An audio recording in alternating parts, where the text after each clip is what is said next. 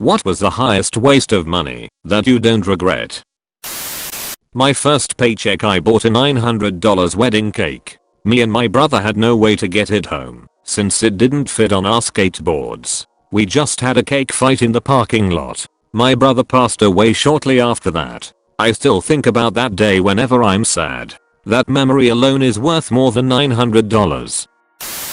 A business class ticket on a 14-hour flight. I ate great food and slept like a boss. Made a huge difference to my trip as I didn't need to waste a day to recover. We needed to reschedule the last flight we took, and the only way to sit together, 2 kids, 2 adults, was upgrade to economy plus. It was about $20 a seat, and I told my wife we are never flying regular economy again. Even on a 2 to 3 hour flight, that extra legroom is so nice. I felt very cheated the first time I went to economy plus. Over the fall traveling for work, election stuff, I flew American, a few hour flight, paid an extra $33 for the extra legroom, and literally couldn't tell the difference. It was an extra inch at most. The seat was the same width. I knew that because the aisle was the same width. No snacks because of COVID. Real waste of money. I'll just spend that on a bag of the white Toblerones in the airport and continue to quietly suffer in coach.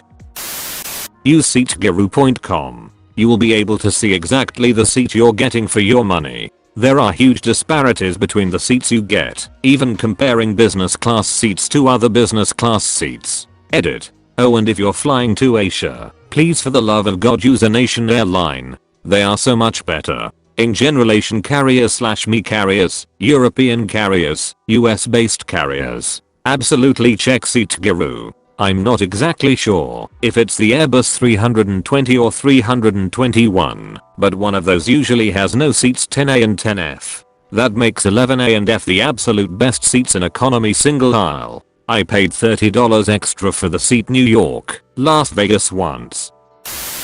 €600 for an hour of laps, 3 of 20 minutes each, around the Nürburgring in Germany. It was open in the off season and there wasn't a single other car near me the whole time.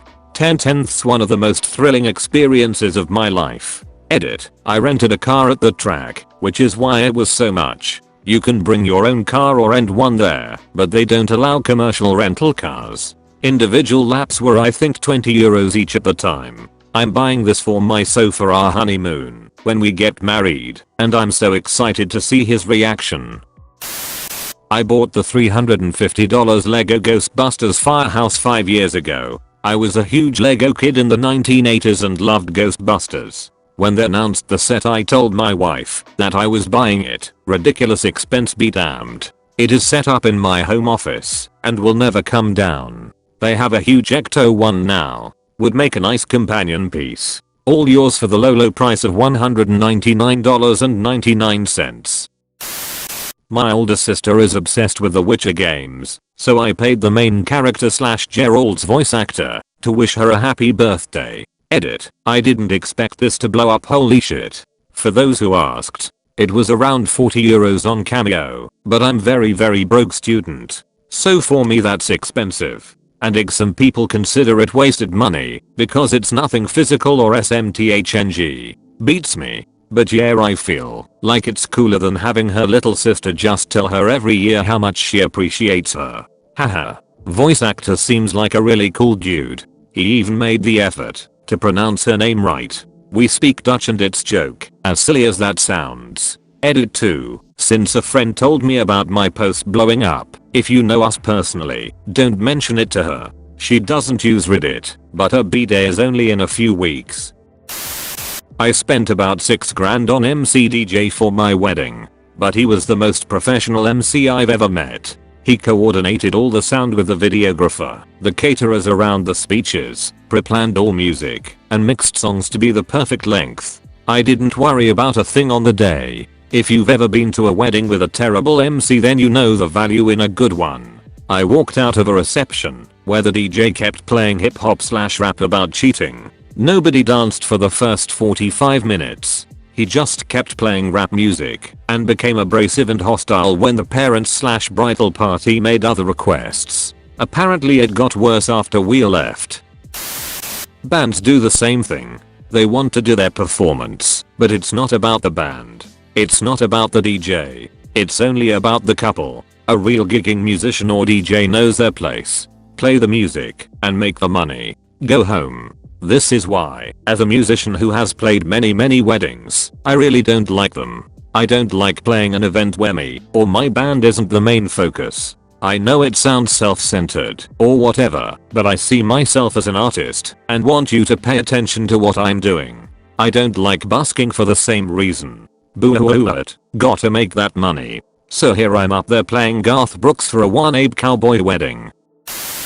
That's not a waste of money. A good wedding DJ can make or break the entire thing. It's the most important thing to spend on for a wedding. They are the ones with the voice and microphone. They are experienced at directing people and events. They keep the party organized. They control the entire flow of the event. Worth every penny, if you ask me. Playing in bands over the years, I have seen so many disaster and awkward weddings because they didn't have a good DJ/MC. So many times, people have no idea what to do, or Uncle Donny gets up there trying to tell people what's happening and you can't hear him because guess what? No one has a microphone. And don't expect the band to do it. Seen that scenario many times. We just play music. We aren't going to direct the events. You can have all the great food and drinks in the world, but if people are sitting saying what's going on, it can kill the entire wedding.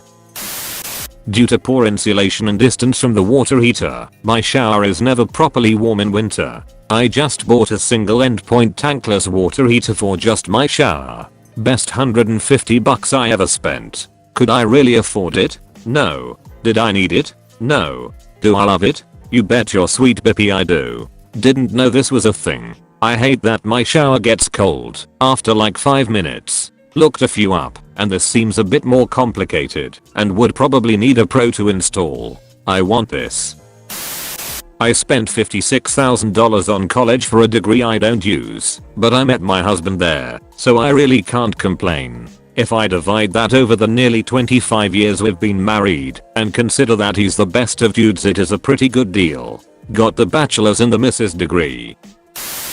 My first university degree, but it was really my parents' money that I wasted. I don't do anything related to it now. I went back to get the degree that I wanted and everyone told me would be a waste of my potential afterwards. I now work in that field and love it. Moving away from home was one of the best things that happened to me because it allowed me to grow a lot as a person. And also my road bike $4,000, but I love every second on it. I was wondering when a bike would pop up on the list. I got into a stupid fight with my brother, so I found a game he had pledged on Kickstarter and saw that for $360 I could write a pre-made character BO that would randomly show up. So I pledged it and wrote a character BO with his name and made him a flaming asshole. I have never played this game and don't want to. This may not seem like a lot of money to some, but I waited 287 lbs. I lost 100 pounds and my reward was a 300.00 pair of fry boots. I had been drooling over them for years and finally scrimped and saved to buy them. I told my husband it was my food money. Lol. It was actually my cigarette money. I had quit smoking a year before that, but still faithfully put away 7.00 a day. I figured that I could always find cigarette money when I smoked, so I will keep finding it to save. I bought a Nintendo Wii that way too. I have never regretted using those boots. I love them. Let me add a note, I had help losing the weight. I had lap band surgery, which in of itself is another struggle. The weight came off pretty fast and now it's a bit of a struggle to keep it off. My greatest fear is gaining it back. I have a couple of sisters that had gastric bypass and gained their weight back, so that terrifies me. I'm still about a size 14, which to me is healthy. I'm happy with that.